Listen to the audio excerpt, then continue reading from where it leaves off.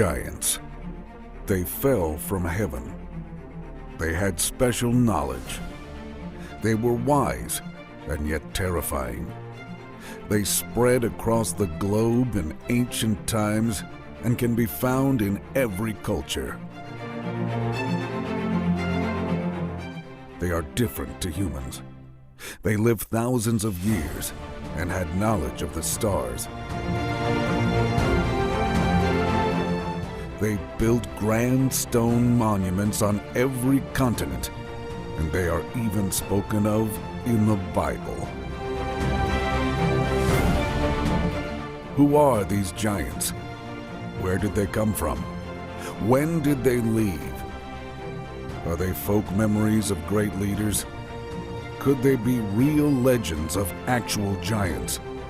Or are they aliens descended to Earth in ancient times?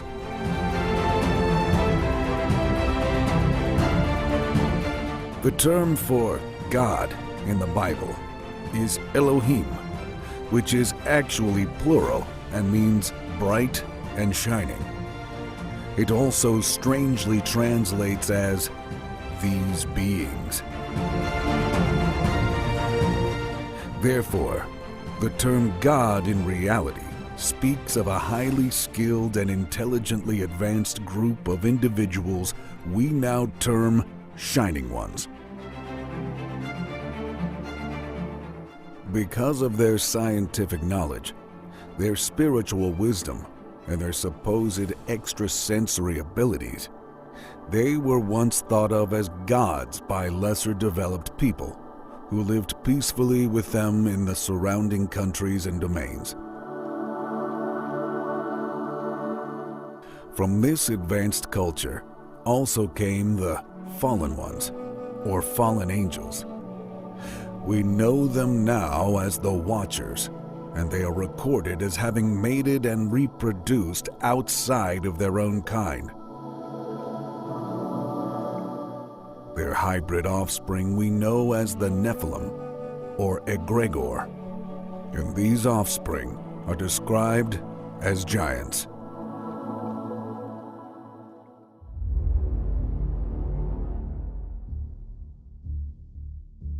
Around the turn of the 19th century, there were hundreds of reports from reputable sources of giant skeletons unearthed from ancient burial mounds across America.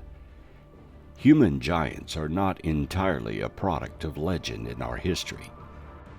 With the extreme rarity of giantism affecting roughly 3 in a million, it's surprising how often giants are spoken of in the Bible and North American folklore.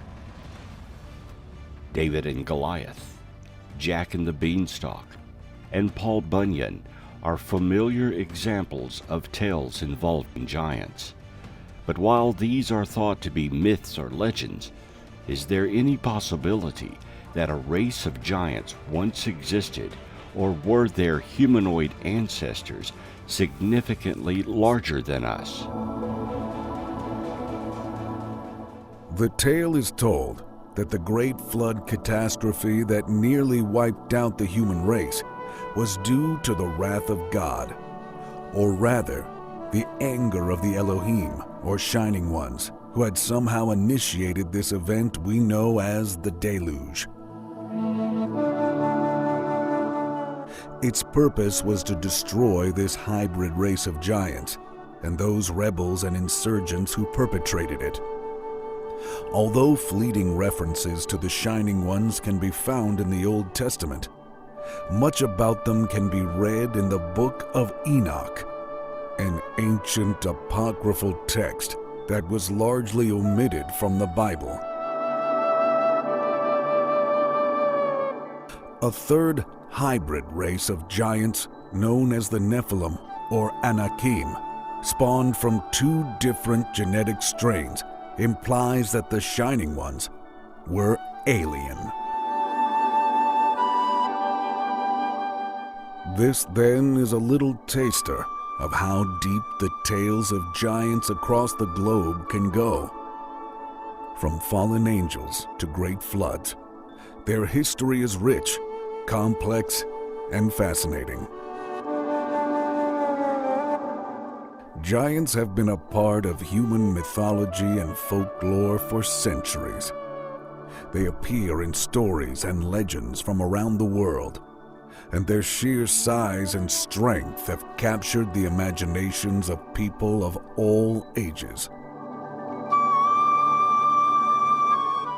From the Norse giants to the giants of Greek mythology, the legends of these colossal creatures are as varied as the cultures they come from.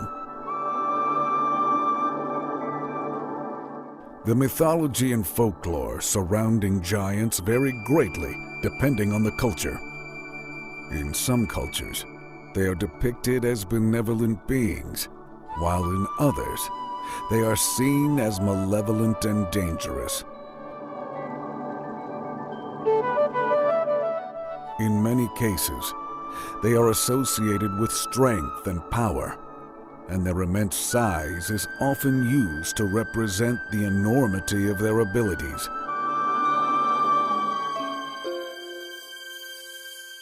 According to Paiute oral history, the Sitika, or Sahi, are a legendary tribe of red-haired cannibalistic giants, the remains of which were allegedly found in 1911 by guano miners in Nevada's Lovelock cave.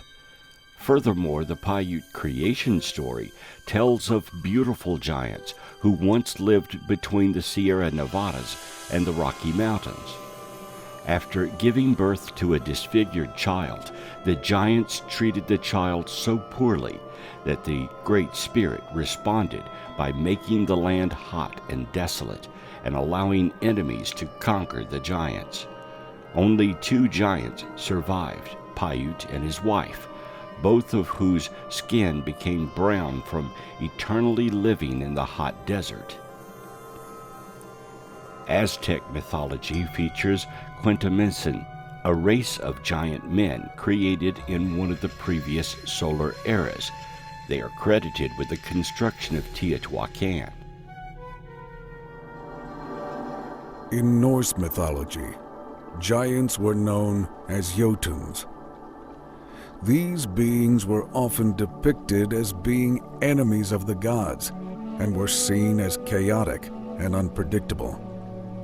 They were often associated with natural disasters such as earthquakes and floods, and their size and strength were used to represent the overwhelming power of nature.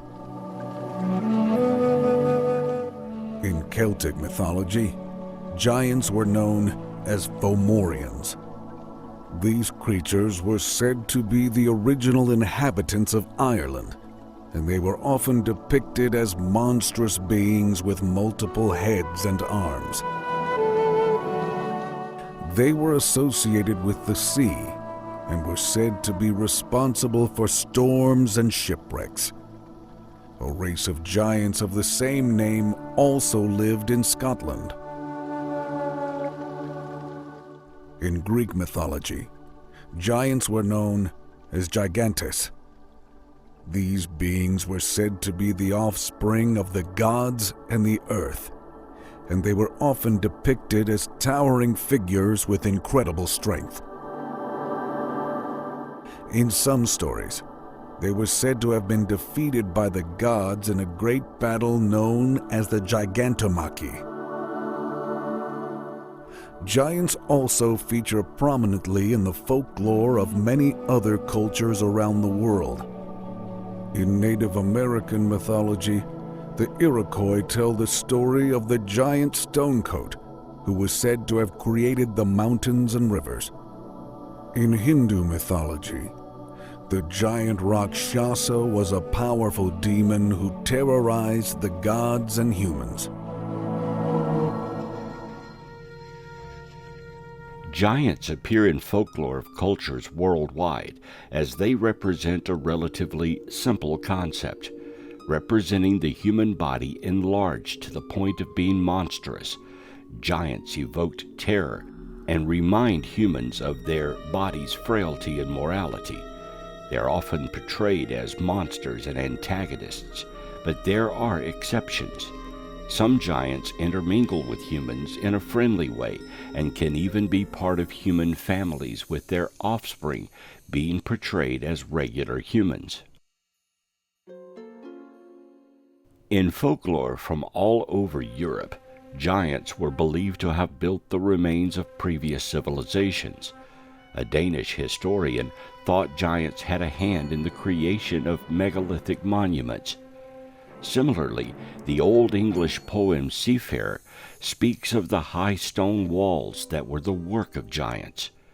Natural geologic features, such as the massive basalt columns of the Giant's Causeway on the coast of Northern Ireland, were attributed to construction by giants. Many giants in English folklore were noted for their stupidity. Other English stories told of how giants threw stones at each other, which were used to explain many great stones on the landscape. Giants figure in folklore and fairy tales, such as Jack and the Giant Killer, the giant who had no heart in his body, Nix Naught Nothing, Robin Hood, and the Prince of Argon, Young Ronald and Paul Bunyan. Orgs are humanoid creatures, sometimes of gigantic stature, that occur in various sorts of European folklore. Is it possible that many of these folklore tales are based on actual events? Could a race of giants have once lived around the world and in North America? There is evidence to suggest they did. Despite the differences in the way that giants are portrayed in different cultures, there are some common themes that run through many of the stories. One of these is the idea that giants are often associated with the natural world, particularly with the elements of the earth, wind, and water. They are seen as being part of the natural order of things, and their immense size and strength are used to represent the power of nature. Another common theme is the idea that giants are often seen as either protectors or destroyers. In some stories, they are portrayed as benevolent beings who protect humans from danger or help them in times of need. In others, they are seen as malevolent creatures who cause chaos and destruction. In some cultures, giants are also associated with the concept of time. In Norse mythology, the giant Ymir was said to have been the first being to exist and was responsible for creating the world. Similarly, in Greek mythology, the giant Kronos was the personification of time and was said to be the father of the gods. Giants continue to be a popular subject in modern culture, appearing in books, movies, and video games. The enduring appeal of these creatures speaks to the timeless nature of the stories that have been told about them for centuries. Whether they are seen as protectors or destroyers, benevolent or malevolent, giants continue to capture our imaginations and remind us of the power and mystery of the natural world. In western Nevada, on the outskirts of the Humboldt Sink, is a small cave. It's hot and dry and isolated, but wasn't always so. It was once part of enormous Lake Tehatan and Pleistocene epoch lakes some 13,000 years ago, and at the time, one of North America's largest lakes. But it eventually dried up, leaving a number of smaller lakes, among which was Humboldt Lake. The cave was on its shore, and in it lived a race of natives who hunted and fished and enjoyed a life of plenty. But there's a shocking twist.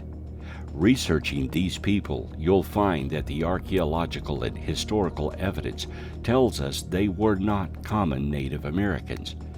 They were the Sitaka, a race of red-haired giants 10 feet tall who terrorized their neighbors with cannibalism. The cave is real, and you can drive to it via a long dirt road from nearby Lovelock, Nevada, a small farming town that has grown amidst the moist soil of the sink. The stories are real too. All you need to do is Google for red-haired giants and you'll find a raft of websites repeating the same tale. Guano miners in the cave found so many relics that in 1912 they turned the site over to a University of California anthropologist who recovered thousands of artifacts. You'll find that oral traditions passed down by Paiute Indians tells how they eventually defeated the Sitaka giants by trapping them inside their cave and smoking them to death with fire. And you'll read how the recovered artifacts included human bones, split open for their marrow, and bearing the marks of stone knives. What you won't find is any record of these alleged giant bones having ever been preserved for study.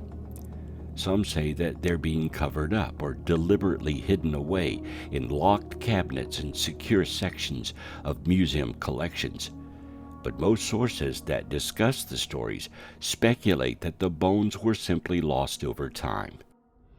It's a fact that early excavations of Lovelock Cave were exceedingly destructive and unscientific in the extreme. Who were these red-haired giants, and is there any evidence remaining today of their bones or artifacts that would prove they were indeed giants?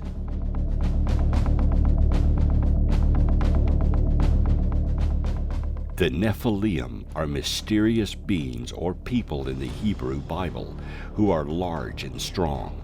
The word Nephilim is loosely translated as giants in some translations of the Hebrew Bible, but left untranslated in others. Jewish explanations interpret them as hybrid sons of fallen angels.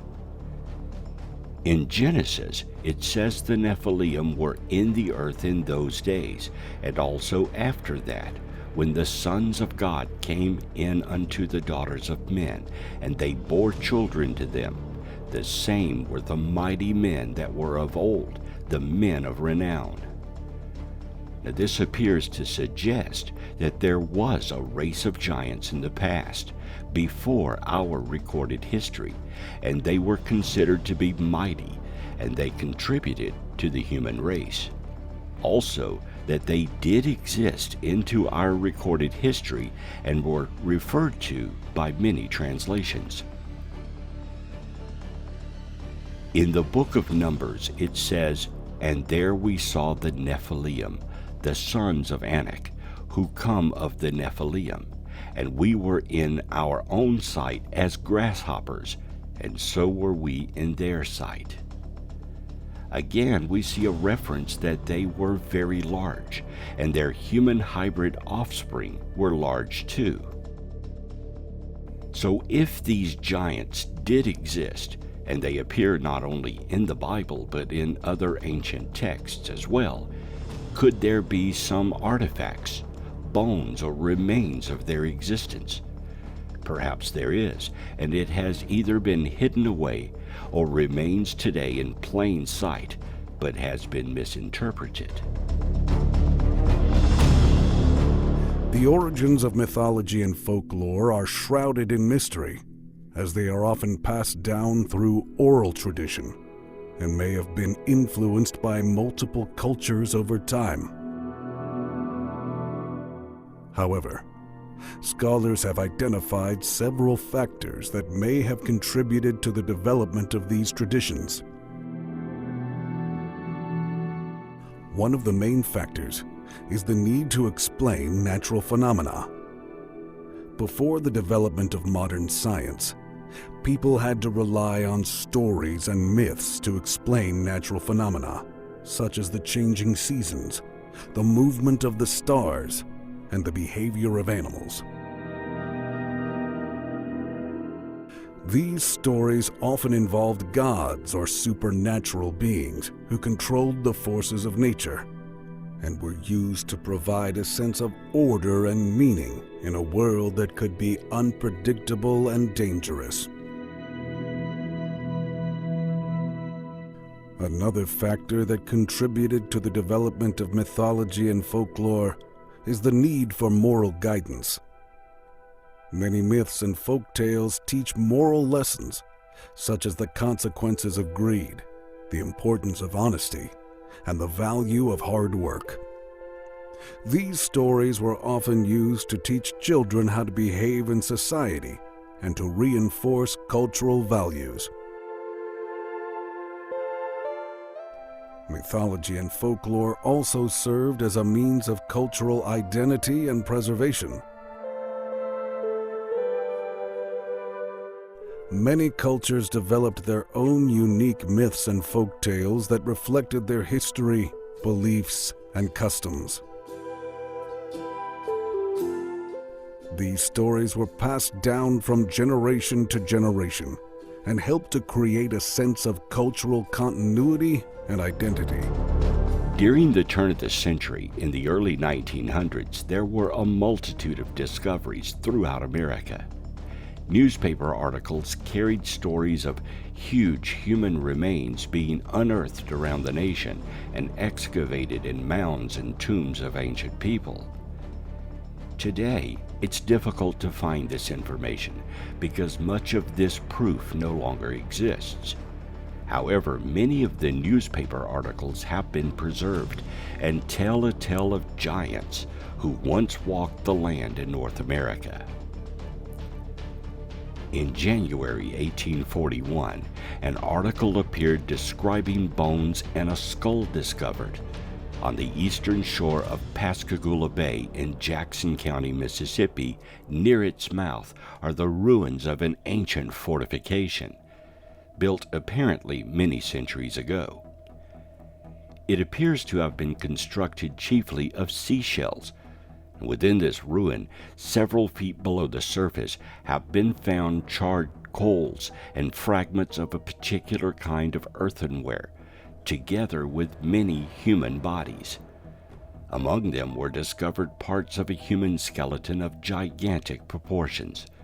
The upper part of the skull was said to be sufficiently large to fit loosely over the largest modern head. Again, in October 1845, an article was printed. The Madison Banner states on the most reliable authority that a person in Franklin County, Tennessee, while digging a well, found a human skeleton at the depth of 50 feet, which measures 18 feet in length. The immense frame was entire, with an unimportant exception in one of the legs. It's been visited by several of the principal members of the medical facility in Nashville and pronounced unequivocally by all the skeleton of a huge man.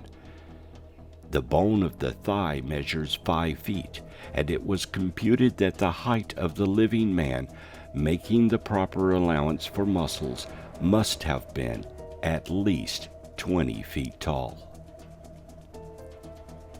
In 1845, near Franklin, Tennessee, a Mr. Shoemate was digging a well and at 60 feet discovered a skeleton measuring over 18 feet high.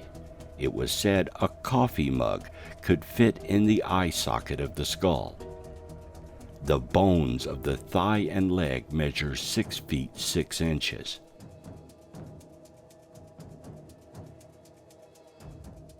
And in 1856, the Boston Medical and Surgical Journal carried an article regarding giants found. Western giants in their slumber. The Burlington, Iowa State Gazette says that while some workmen were engaged in excavating for the cellar of Governor Grimes' new building on the corner of Main and Valley Streets, they came upon an arched vault some 10 feet square, which, on being opened, was found to contain 8 human skeletons of gigantic proportions.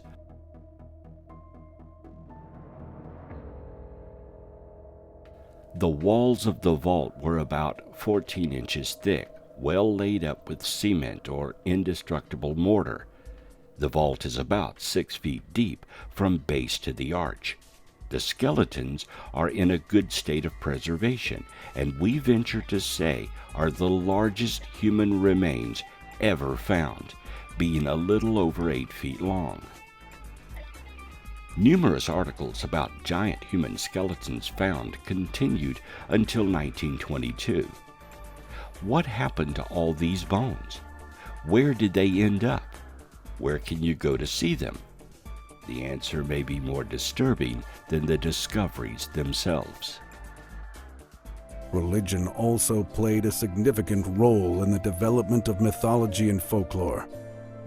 Many ancient religions had complex pantheons of gods and goddesses, each with their own stories and myths. These stories were used to explain the nature of the gods, their relationships with each other, and their roles in the world. In addition to these factors, mythology and folklore were also influenced by contact between cultures. As people traveled and traded with each other, they shared their stories and beliefs, and these stories were often incorporated into local traditions. This is why many myths and folk tales have similarities across different cultures, such as the flood myths, and are found in many different parts of the world. The giant of Castelnau refers to 3 bone fragments, a humerus, tibia, and femoral mid-shaft, discovered by Georges Vancher de Lapong in 1890 in the sediment used to cover a Bronze Age burial, and dating possibly back to the Neolithic. According to him, the fossil bones may belong to one of the largest humans known to have existed. He estimated from the bone size that the human may have been 11 feet 6 inches tall. No modern peer-reviewed study has been published about the alleged giant bone fragments.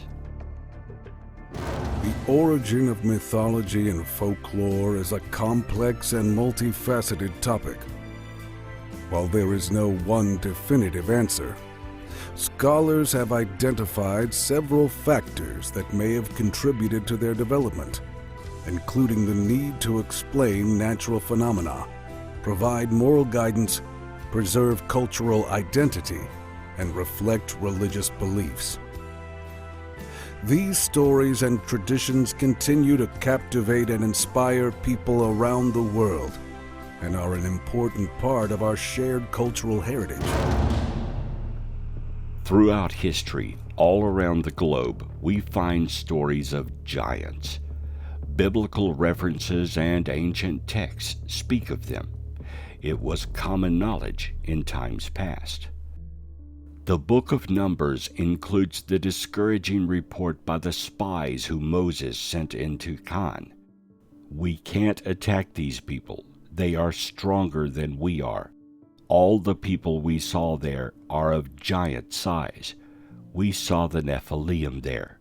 We seemed like grasshoppers in our own eyes, and we looked the same to them.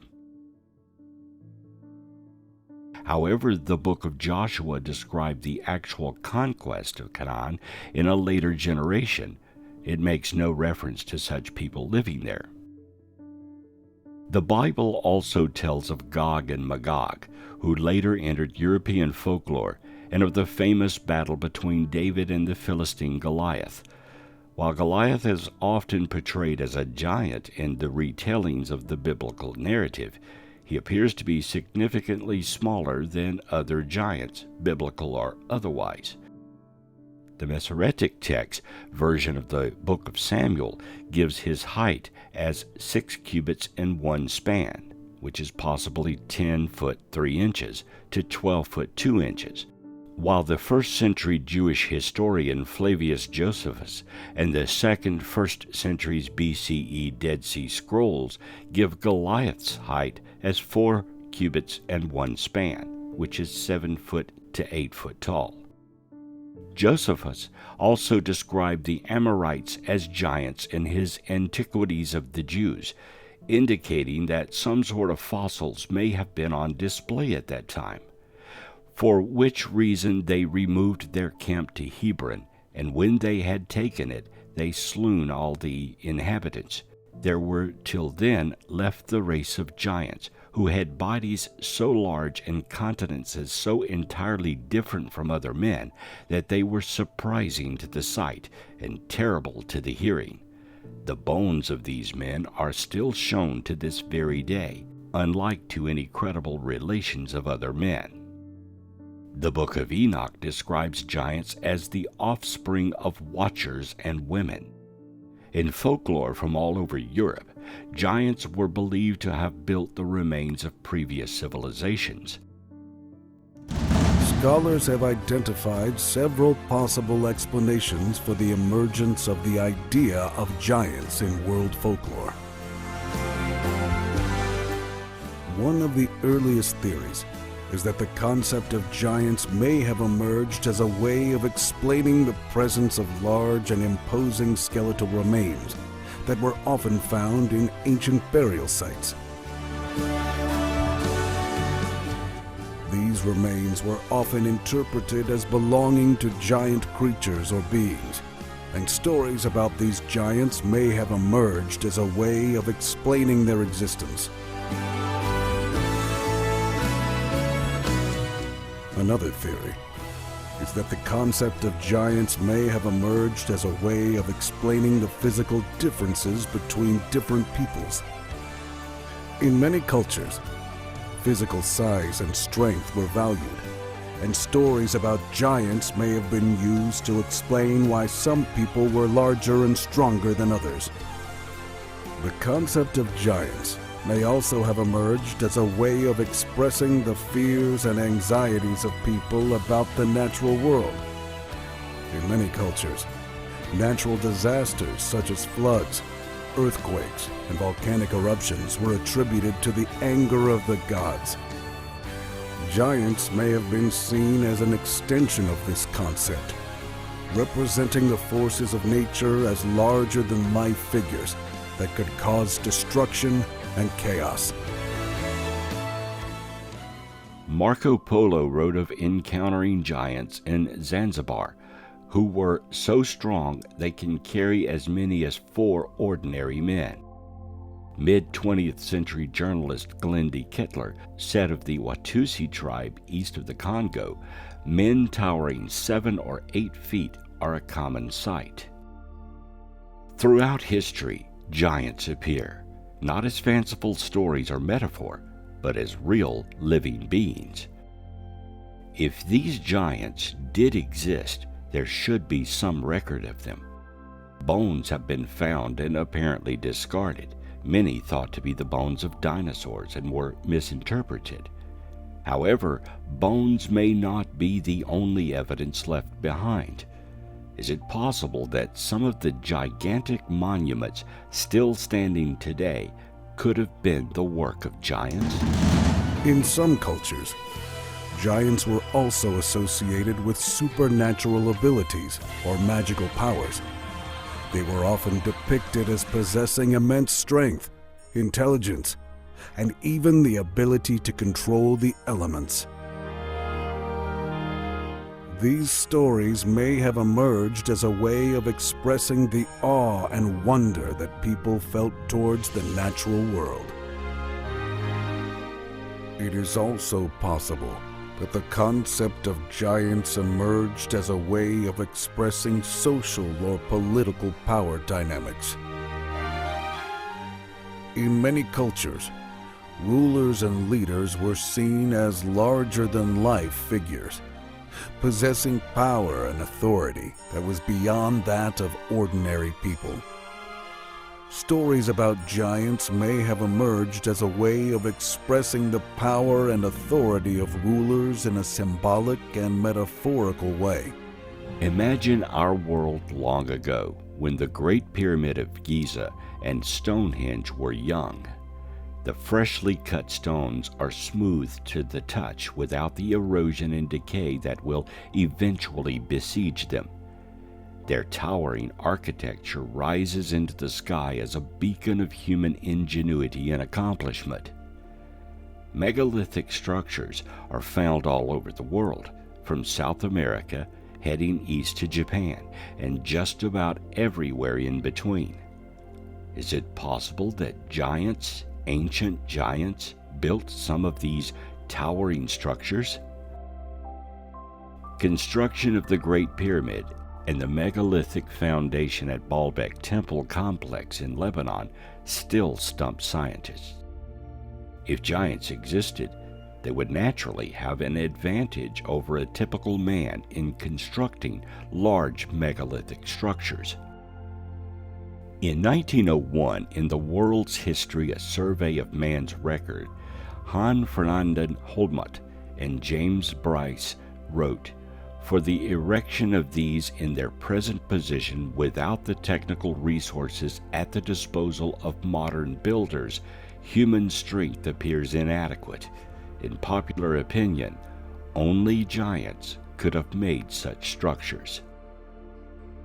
However, archaeologists have found intriguing imagery in the reliefs at the tombs of Rekhmire in Luxor. One image shows two men herding a giraffe. What's odd about the image is that the men are of nearly equal stature to the giraffe. An elephant is also shown as smaller than the men, and leopards and baboons seem to be proportionally smaller. It's difficult to tell, however, as oxen are shown to be of normal size in relation to the men. Although most of the men depicted in the facades of equal stature to each other, there are a few images where some figures loom over others. The smaller figures may represent children rather than smaller men. Some of these figures appear in construction scenes, carrying blocks and donning soldier harnesses. Were the artists and craftsmen of these reliefs depicting giants building ancient structures? What does indeed seem peculiar is in fact the story of giants as a worldwide idea of an ancient bloodline that goes back thousands of years to the fallen angels or watchers. In Native America, there are also tales of giants, and in one specific tale, we even find the legend of the descent of the Paiute Indians with cannibalistic offerings and baby killing. In Europe, there are literally hundreds of tales of giants, and mostly similar, showing a common origin. In Ireland, for instance, and elsewhere, we have the giants purportedly building giant causeways out to sea and to underwater or cavern realms. According to Geoffrey of Monmouth, the English giants were the only inhabitants of England when Brutus arrived from Troy.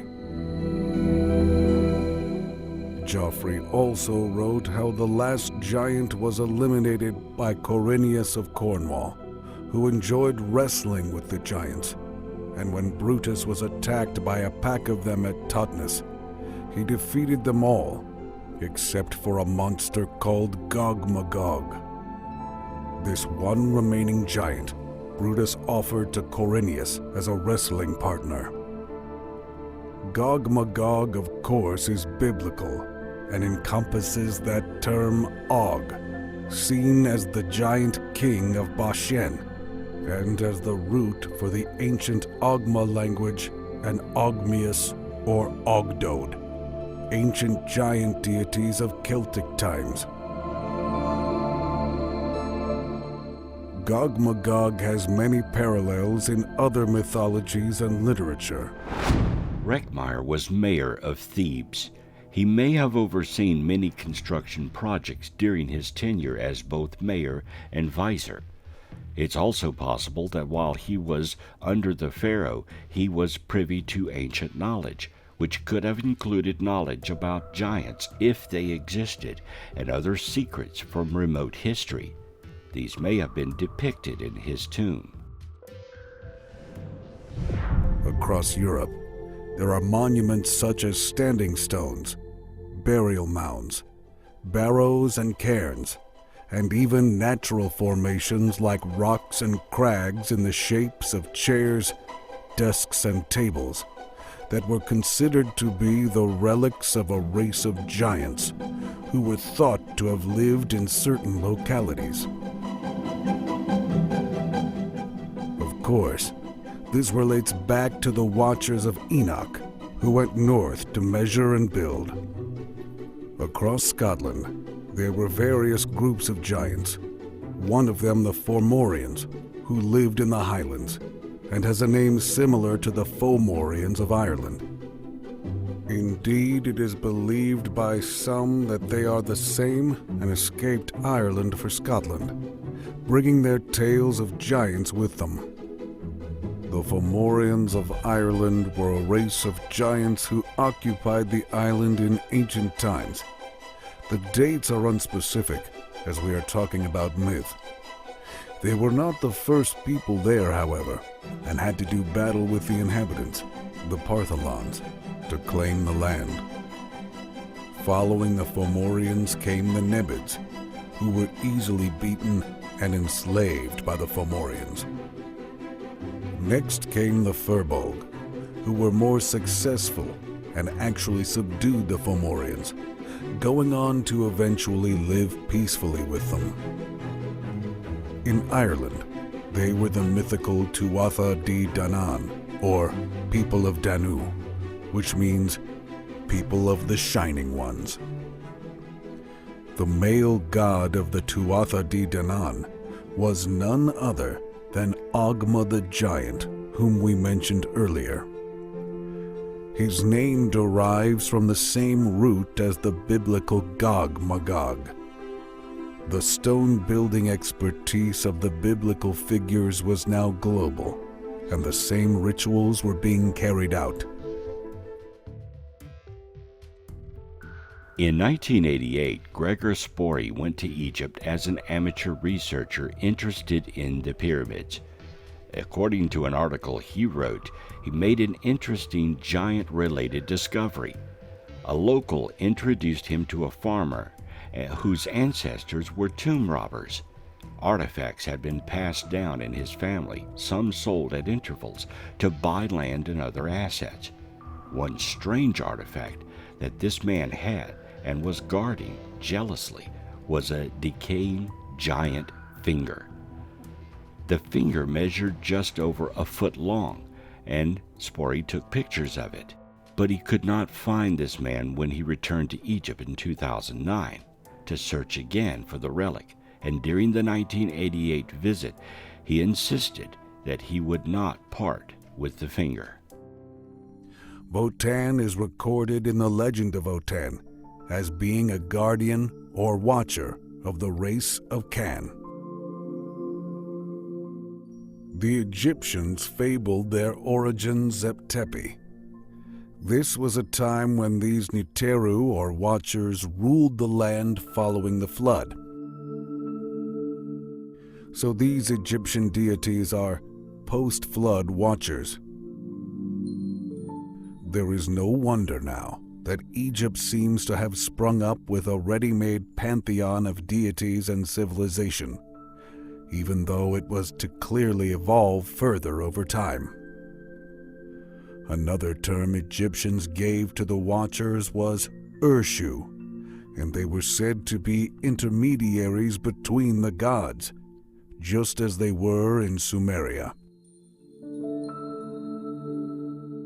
The Egyptian Book of the Dead, by the time it was written, was already confused as to their origins, saying, "Who are these watchers?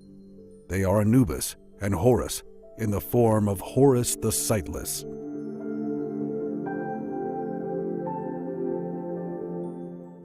It seems from even a short biblical and Middle Eastern study that various tribes or nations had indeed emerged from these early watchers or giants.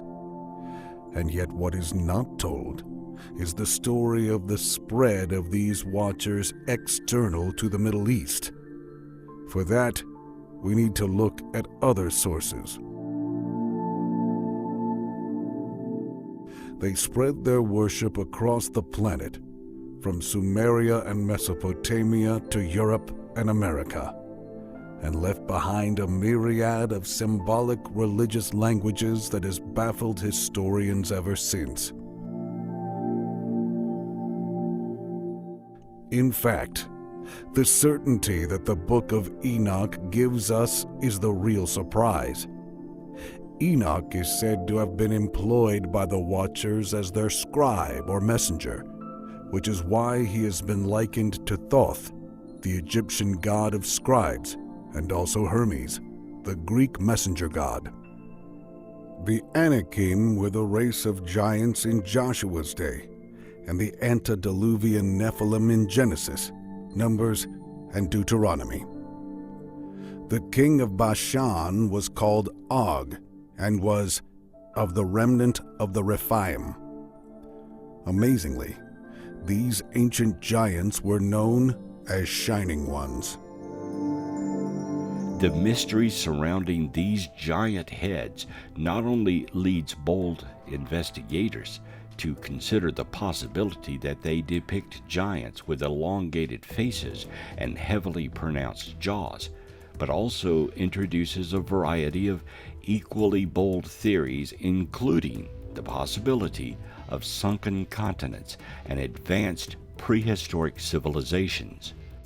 Easter Island is considered one of the most remote locations in the world, sitting almost halfway between New Zealand and South America, in the middle of the Pacific Ocean. Some wonder if a lost civilization left these artifacts in this now isolated place.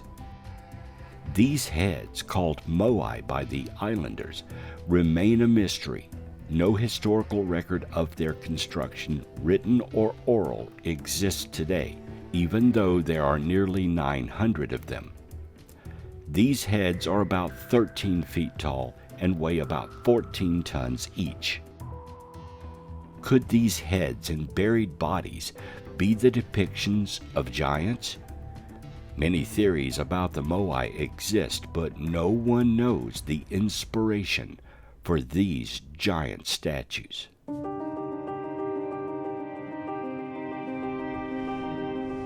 We also see that these holy ways included astrology and dream interpretation. This method of divination is highly related to the waking-sleeping state called the hypnagogic, and is part and parcel of the method of enlightenment and shining. They, however, chose to pick a fight with the Firbolg, dealing out land and privileges to the Fomorians. They even intermarried. The name Fomorians comes from FOMO, giant or pirate. This is the same story as related by Enoch about the Watchers who mated with the lower classes.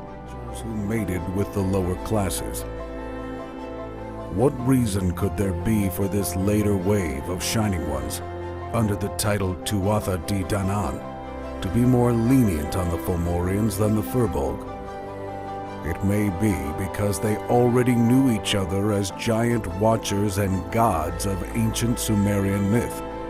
It is possible that the Firbolg were also fallen watchers. The giants, then, are fallen from the heavens. They have superior knowledge. They shine and are different to ordinary human beings. Somehow, they joined with humans and created a special bloodline. They moved across the globe, and tales of their time on Earth are found in almost every nation, with remarkable similarities. Even the names are often the same. If these ancient giants, fallen from heaven, are not truly aliens, then what were they?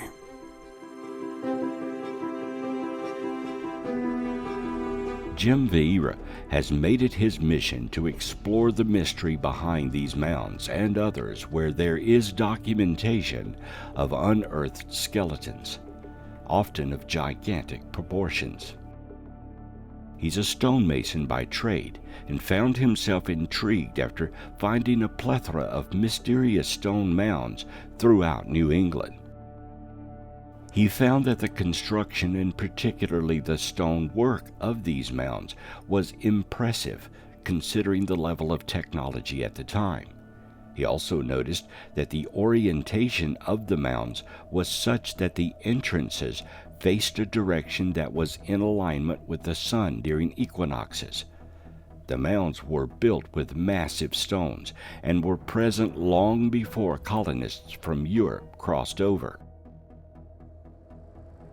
Vieira uncovered old reports in New England of giant skeletons unearthed from these mounds, often with 2 rows of teeth and jaws that could fit over the head of a normal-sized human.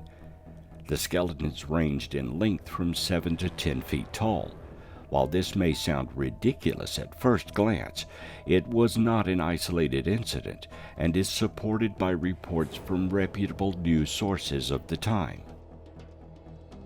Discoveries of the giant skeletons were found all over the Northeast, from Martha's Vineyard and Deerfield Valley, Massachusetts, to Vermont and upstate New York. Other reports of the discovery of buried giants were also found in the South, Midwest, and West Coast. In the Ohio River Valley, a report from a local paper that was backed up by Scientific American found bodies of several giants buried under a 10-foot-tall mound. One female skeleton was found holding a 3.5-foot-long child. Another of the giant skeletons was buried in a clay coffin, and an engraved stone tablet was also recovered. This particular mound was 64 feet long by 35 feet wide. Both giants and aliens are often described as having superhuman abilities, such as incredible strength, speed, and agility. They are also often depicted as having non-human physical characteristics, such as multiple heads or limbs. Another argument for the idea that giants were aliens comes from the fact that many ancient cultures had stories of encounters with beings from other worlds.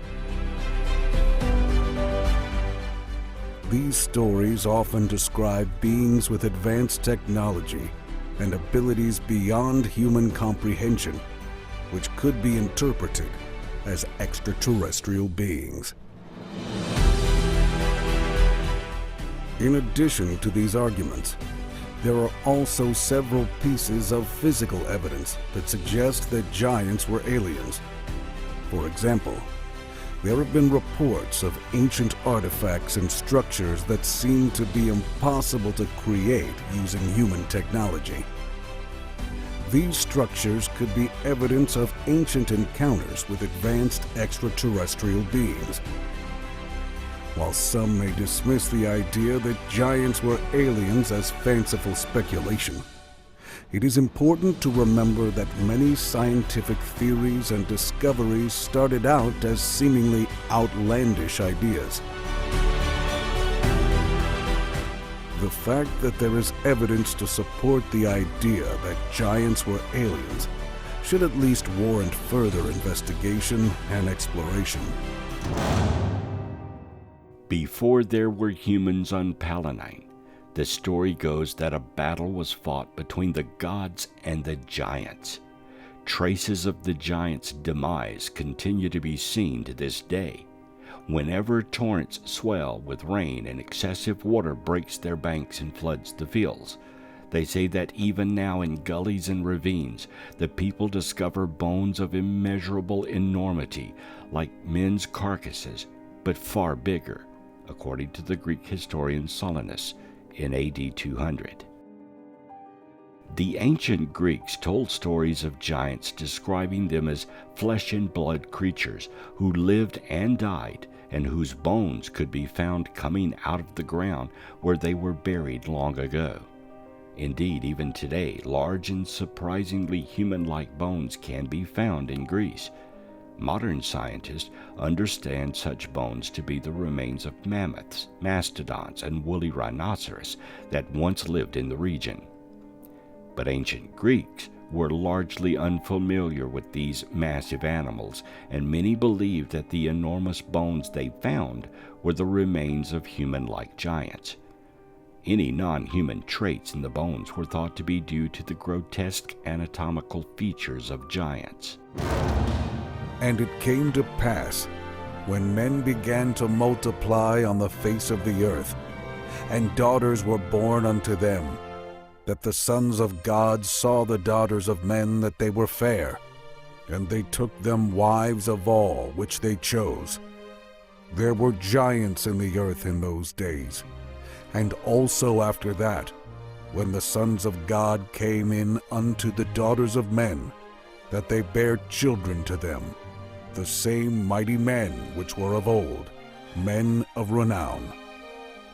Genesis 6, 1-4. Is this the idea that man has denigrated and actually reduced in stature since those ancient days? In the Bible and elsewhere, these enigmatic characters have been called giants or men of renown. The stories of giants around the world in myth and folklore are indeed the folklore memories of the watchers of the Bible, otherwise termed giants. These giants had spread into Egypt and are to be found initially in the Egyptian term Ta-Neter, being the land where the gods were said to have come from, meant also land of the watchers, and so they had come from the same place. In fact, Ta-Neter is the land of Shinar, or Sumer. The gods in Egypt were called Neteru, or watchers, and this included the great father Ptah, which actually means he who fashioned things by carving and opening up. According to Greek myth, the giants were the children of Uranus and Gaia, but were also never born. Afraid the giants would be too powerful, Uranus would not allow them to be born, imprisoning them in Gaia's womb. Uncomfortable, Gaia convinced her older son Kronos to attack Uranus. He did, and the blood that spilled on Gaia released the giants from their prison. Kronos took power but was soon overthrown by the god Zeus. The giants were enraged by the defeat of their savior and brother, and they took up trees as clubs and boulders as missiles, waging war on Zeus and the other Greek gods. But the giants were ultimately defeated and buried under mountains where their tormented shivers were said to cause earthquakes and volcanic eruptions. There is, however, a theory that the giants found in mythology and folklore around the world may actually be aliens from another world. While this theory is not widely accepted by mainstream scholars, there is evidence to suggest that there may be some truth to it.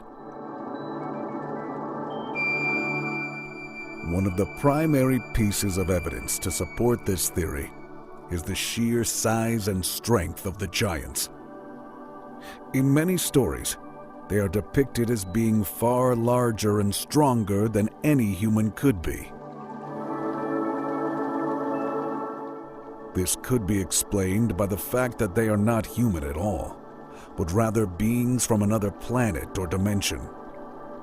Another piece of evidence to support this theory is the fact that many of the stories about giants involve them interacting with humans in ways that seem unusual or unnatural.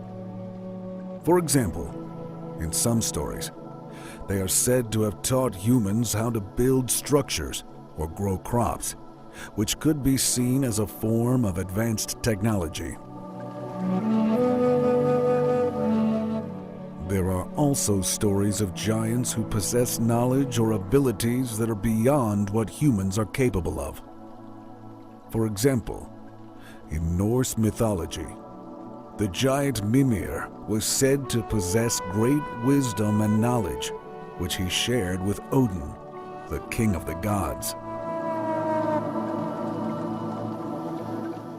Some scholars also point to the fact that there are similarities between the stories of giants and stories of extraterrestrial encounters in modern times.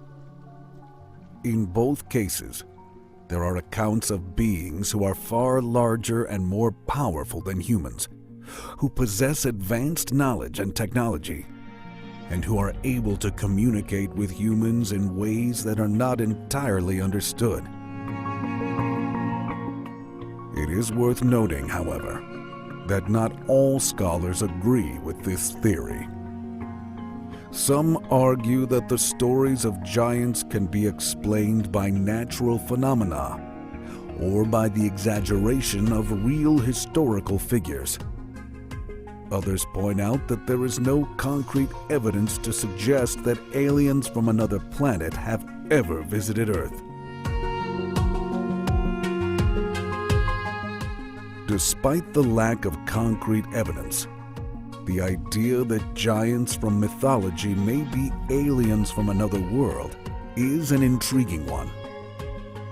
It speaks to our fascination with the unknown and our desire to understand the mysteries of the universe.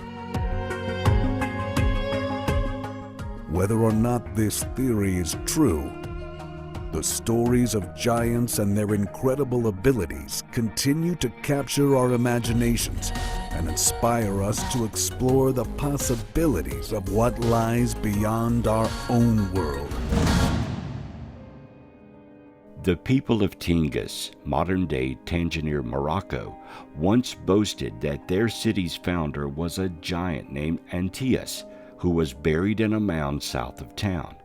To test the claim, Roman soldiers dug into the mound in 81 BC. Much to their surprise, an enormous skeleton surfaced, which they then reburied with great honors. Throughout antiquity, stories of giants, their bones, and other relics were found and later reburied, leaving no evidence of the human people they encountered.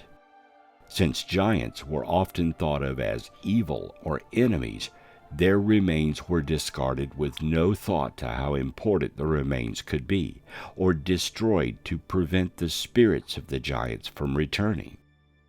So evidence of giants are few and far between. Let us now explore some of the evidence that supports the idea that aliens came to Earth in ancient times. Many ancient texts and artworks depict beings that resemble what we could today describe as aliens. For example, the ancient Sumerians depicted beings with elongated heads and large eyes in their artwork. These beings, known as the Anunnaki, were said to have created humans and helped to shape human civilization. Similarly, in Hindu mythology, there are stories of the Vimanas, flying machines, that were said to have been used by the gods. These machines were described as being able to fly through the air and even into space. There are also numerous stories from ancient Egypt that describe beings who came down from the sky and interacted with humans. For example, in the story of Ra and the egg, Ra is said to have come down from the sky in a ship and impregnated a woman, who gave birth to a son who would become the next king. In addition to texts and artwork, there are also numerous artifacts and structures that suggest that aliens may have visited Earth in ancient times. For example, the ancient Nazca lines in Peru depict enormous shapes that can only be seen from the air. Some theories suggest that these shapes were created as landing strips for extraterrestrial spacecraft. Similarly, the Egyptian pyramids are another example of an ancient structure that has been linked to extraterrestrial visitors. The precise engineering and construction techniques used to build the pyramids have led some to suggest that they could not have been built without the help of advanced technology.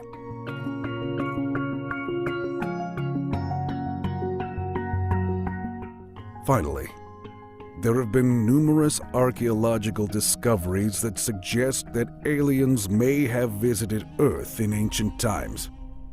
For example, in 1992, a team of archaeologists discovered a series of underground tunnels and chambers in the mountains of Ecuador. These tunnels were said to contain artifacts and writings that were thousands of years old, and that described encounters with extraterrestrial beings. Similarly, in 2013, a team of researchers discovered a series of ancient rock carvings in the Egyptian desert. These carvings depict what appear to be beings with elongated heads and large eyes, similar to the Anunnaki depicted in Sumerian artwork. While mainstream science has yet to provide conclusive evidence of aliens visiting Earth in ancient times, there is a significant amount of evidence that suggests that this may have happened. From ancient texts and artwork to artifacts and structures, there are numerous clues that point to the possibility of extraterrestrial visitors. While the truth may never be known for certain, the idea of aliens visiting our planet in ancient times continues to captivate our imaginations and inspire us to explore the mysteries of the universe. Over 1,000 accounts of 7-foot and taller skeletons have reportedly been unearthed from ancient burial sites over a 200-year period in North America. Newspaper accounts, town and county historians, letters, scientific journals, diaries, photos, and Smithsonian ethnology reports have carefully documented this. These skeletons have been reported from coast to coast with strange anatomical anomalies such as a double row of teeth, jawbone so large as to fit over the face of the finder, and elongated skulls documented in virtually every state. Smithsonian scientists identified at least 17 skeletons that stood at over 7 feet in their annual reports, including one example that was 8 feet tall, and a skull with a 36-inch circumference reported from Anna, Illinois in the Smithsonian Annual Report of 1873. The average human skull is about 20 inches in circumference. The Smithsonian Institute is mentioned dozens of more times as the recipient of enormous skeletons from across the entire United States. The skeletons mentioned no longer seem to exist, regardless of their actual size, and the remaining ones that were on display were removed and repatriated by the Native American Graves Protection and Repatriation Act. This presents a moral and ethical conundrum in terms of trying to ascertain the proof everyone wants to see: physical evidence of giants.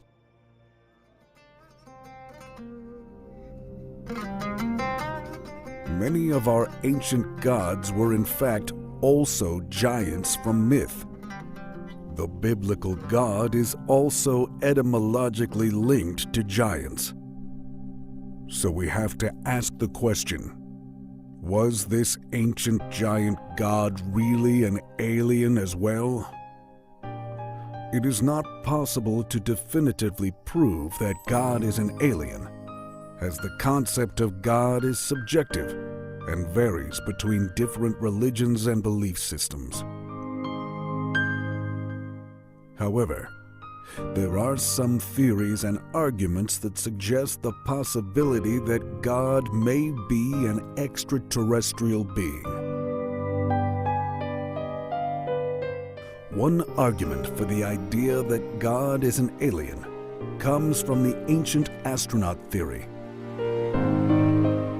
This theory suggests that many of the religious beliefs and texts from the various cultures throughout history are actually based on encounters with advanced beings from other planets.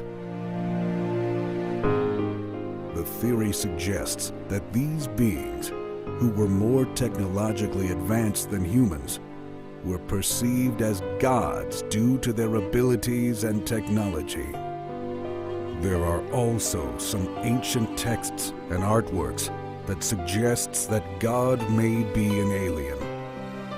For example, in the Bible, God is depicted as having supernatural powers and abilities, such as the ability to create the universe and control the elements.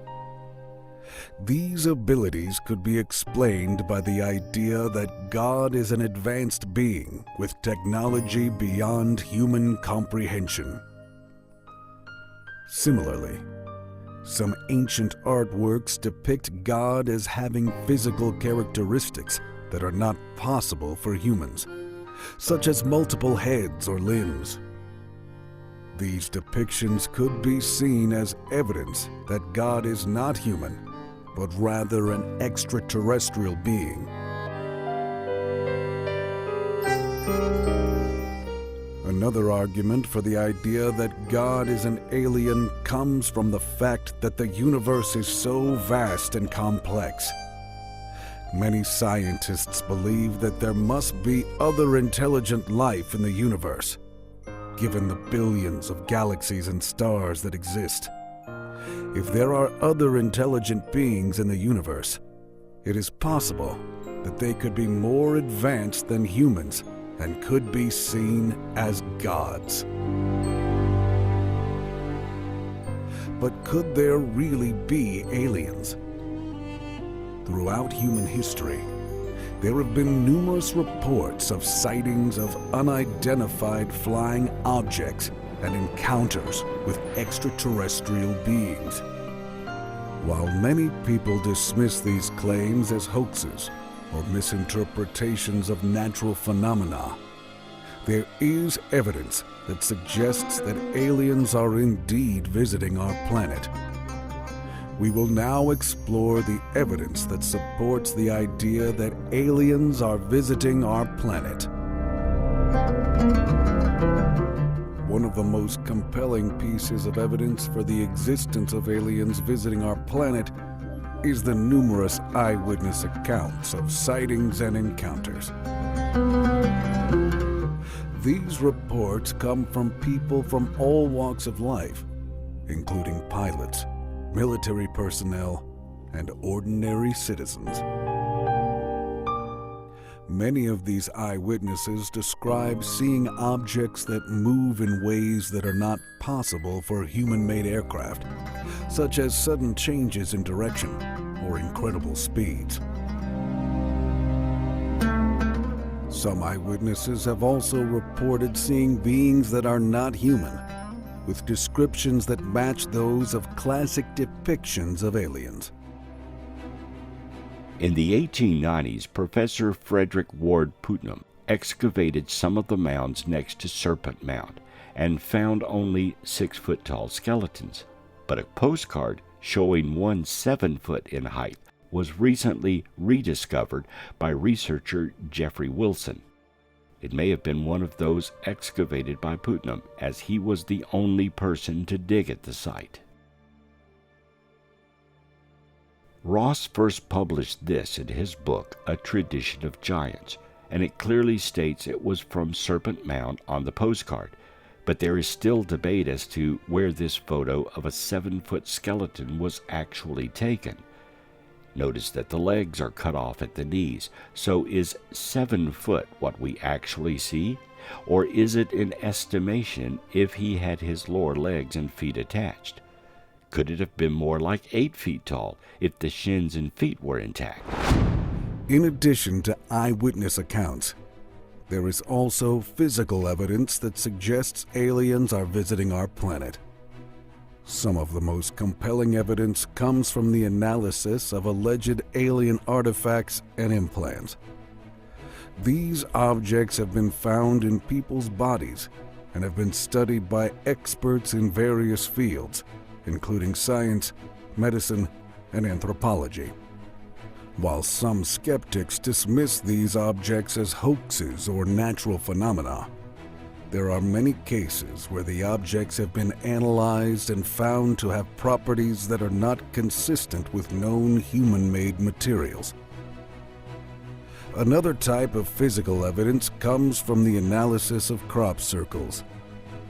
These intricate patterns that appear in fields of crops have been reported around the world, and many experts believe that they are not man-made. Some crop circles have been analyzed and found to contain traces of radiation and other materials that are not present in the surrounding area. The complexity and precision of the patterns have also led many people to believe that they are the result of intelligent design. While many governments have denied the existence of aliens visiting our planet, there have been several instances where they have acknowledged the possibility. In 2017, the U.S. government released footage of an encounter between U.S. Navy pilots and an unidentified flying object. The footage shows the object moving in ways that are not possible for known aircraft and has been described as one of the most compelling pieces of evidence for the existence of aliens.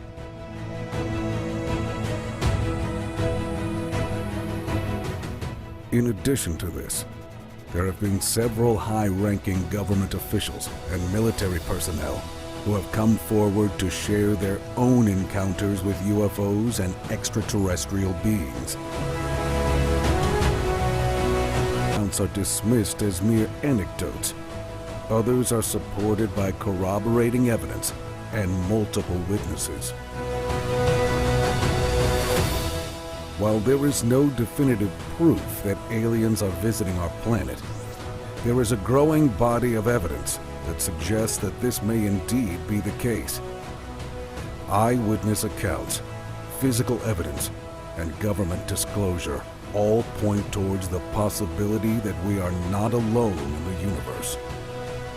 Whether or not aliens are visiting our planet remains a topic of debate and speculation, but the evidence suggests that we should continue to explore this intriguing and fascinating topic.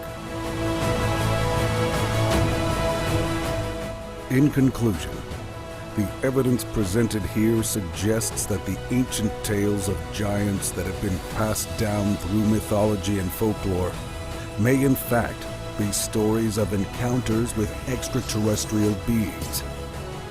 While there is no definitive proof that this is the case, there are several compelling arguments and pieces of evidence that support this idea. One argument for the idea that giants were aliens is the similarity between their descriptions and those of extraterrestrial beings in modern UFO encounters. The Chickasaw Mound in Arkansas is another instance of the uncovering of a giant skeleton under similar circumstances. The 12-square-mile mound had its name taken from the chief of the Shawnee tribe, who was essentially known to be a giant with incredible strength. Chief Chickasaw lived in that area of Arkansas, and when the mound was uncovered, the skeleton of a massive human being was found. Subsequently, Other skeletons up to 10 feet tall were unearthed in the same area, all with similar burial artifacts found with them. Some reports claim the length of the skeleton's legs to be 5 feet alone. Other reports show large craniums of skeletons with double rows of teeth. While stories of this nature sound fantastical, there are numerous reports of skeletons of the same size appearing in newspaper articles from the New York Times and other reputable sources.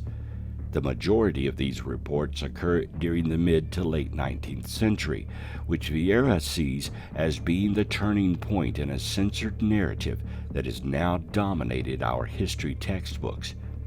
He says he thinks that awareness of both the mounds and giants was common knowledge during this primarily agrarian time. There's even supposed reference to it from Abraham Lincoln. In a written account of a speech that he was preparing to give at Niagara Falls, he wrote, "The eyes of that species of extinct giants, whose bones filled the mounds of America, have gazed on Niagara as ours do now." Vieira believes that a prejudiced narrative was created to discredit Native Americans or portray them as savages, because if they were seen as having built the mounds, it would show them as mathematically and technically advanced. He says he thinks that the removal of any evidence of the giants might have occurred because they wouldn't fit into the controlled narrative of manifest destiny. Subsequently, many of the mounds were allowed to be destroyed by settlers and farmers as America was colonized, with no regard to the reverence that the natives held for them.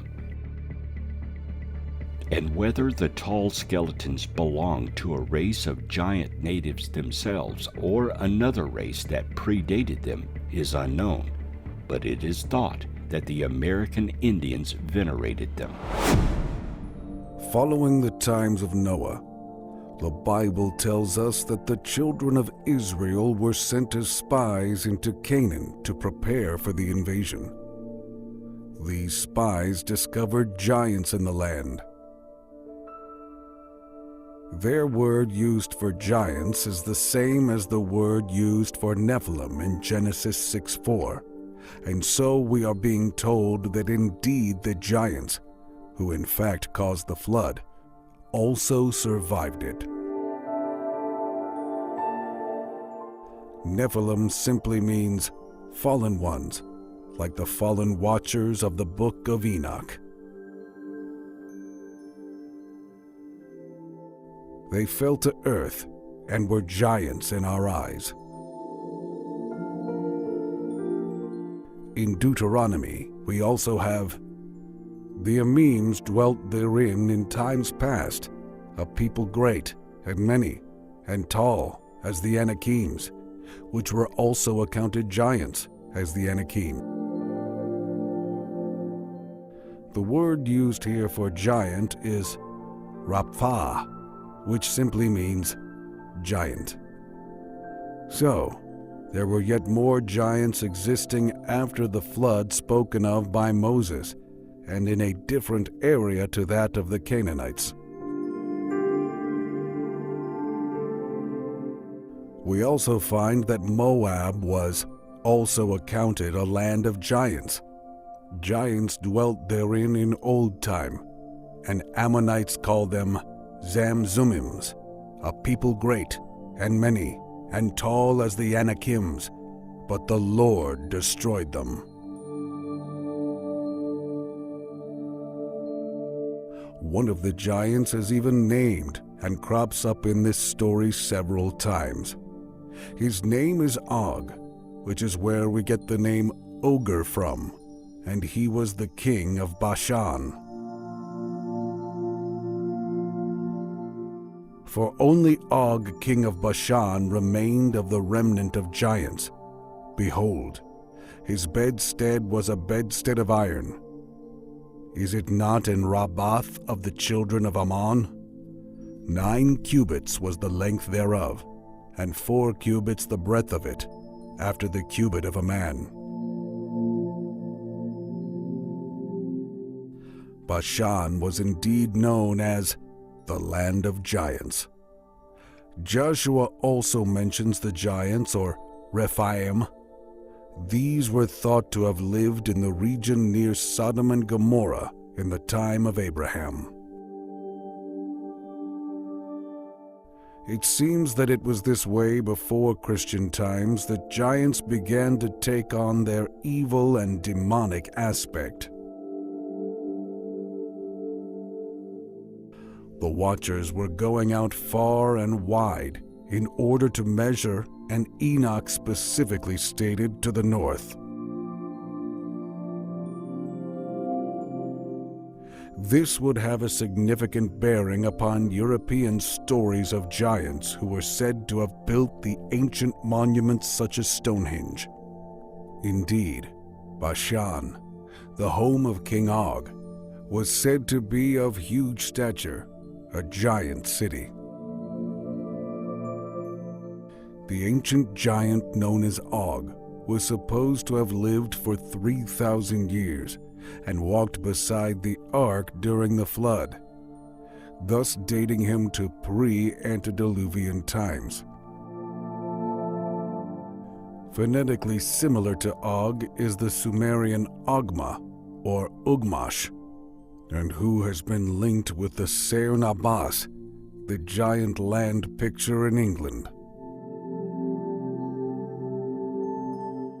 Ogma is also part of the Shining Ones of Irish myth and legend, the Tuatha De Danann, known as Ogma Grian Einek, or he with the countenance of the sun, the Shining One.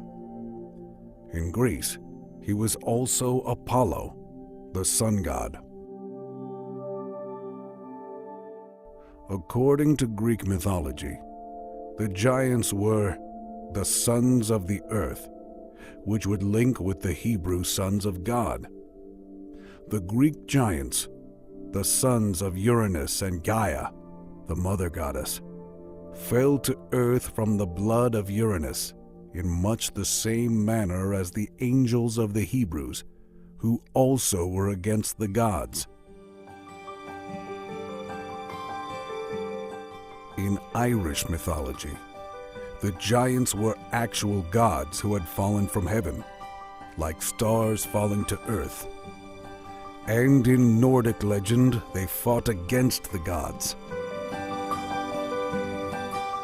Most giants are said to live below the ground, which is symbolically a cave or underworld, the dwelling of the shaman, and are said to possess the powers of the earth goddess.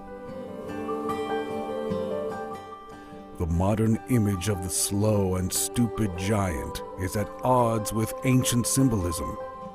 It is very likely that this may have been an attempt by the Christian Church to dispel the worship or reverence in the old ways. The Cader Idris, or Seat of the Giants, in Gymed, Wales, is where Idris, the Welsh prince and astronomer, is said to have sat in the distant past.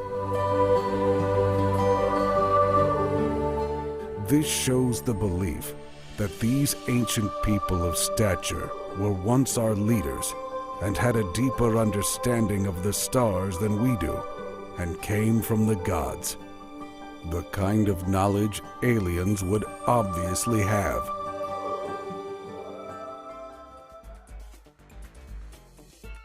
Throughout the past few years, there were numerous claims that the Smithsonian Museum either hid, destroyed, or in some way withheld the fact that large human remains were discovered in North America. The Smithsonian fervently denies this, and this notion has been debunked by several reputable fact-checker organizations over time. However, rumors and research continues to emerge that proclaims the museum was involved, though it is becoming harder to prove anything as time goes by. Some still say there is a conspiracy to hide the evidence, or at one time there was. Be that as it may, there are no museums showcasing large human remains over 7 to 8 feet tall. If organizations in the past did not hide or destroy the evidence, then either there was no evidence or it disappeared through some other means. It's difficult to believe there was no evidence, since it can be proven that a multitude of newspapers carried stories and reported in depth on discoveries from 1840 till 1922. So where are all the bones? We can surmise a few possibilities of what may have happened. Collectors who purchased these remains at the time of their discovery passed away and their collections were lost or discarded. Some who discovered bones may have simply returned them to the earth when their amusement or profitability faded away. For decades, no one was looking for large bones and they were considered irrelevant.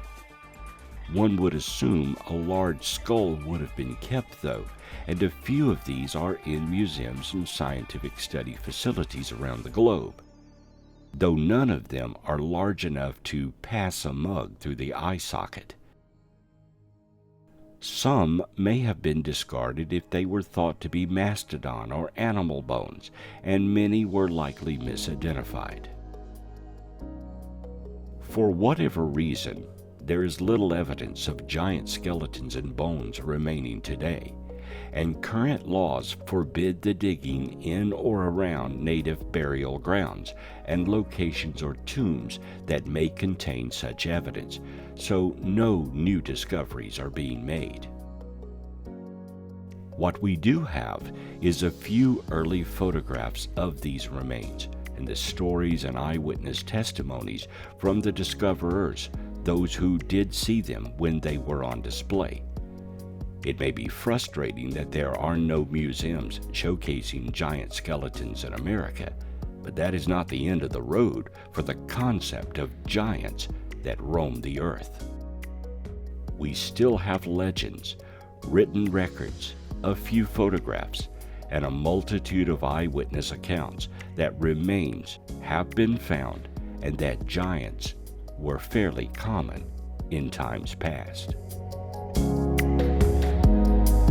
In Native American tribal history, there are place names and descriptions of giants of old. All tribes have a name for them, and they were often honored.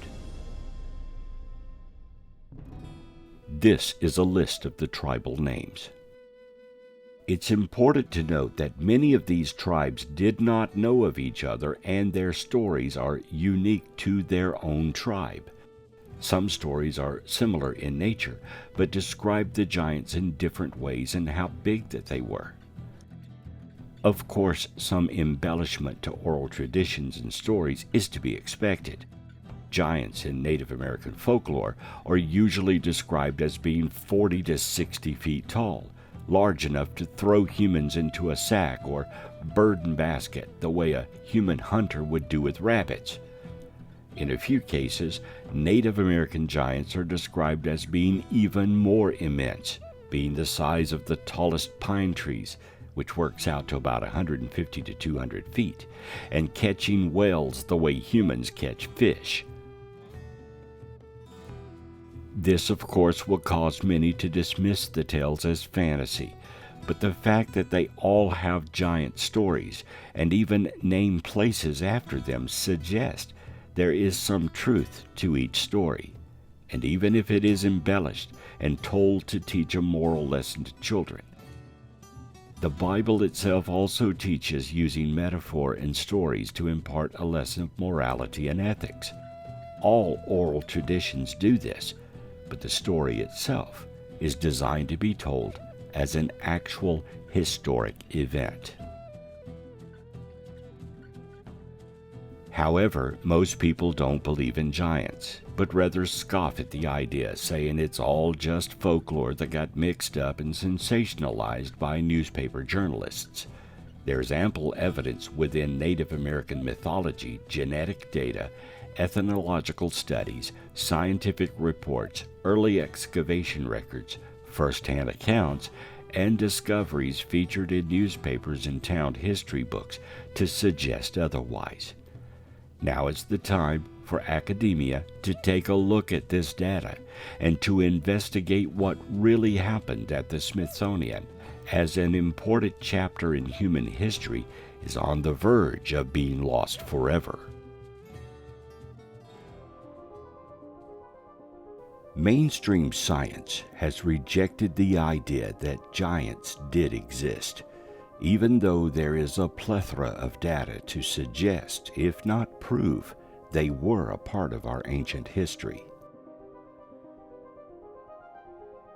These magnificent people were either humans like us, just larger, or were an ancient people that predated our modern civilization and could have been their own species.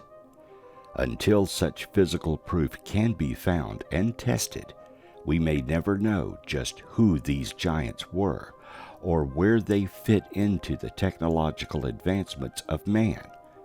It's entirely possible they could have been alien, and this alone may be the reason their existence has been suppressed.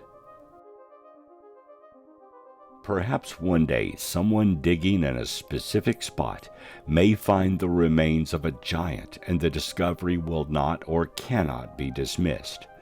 Ideally, if a large number of giant skeletons can be found in one place, which would suggest a tribe and not a single incident of giantism, we will have the physical proof for scientists that giants did actually exist. Until then, the data for their existence is growing from diligent researchers delving into the past.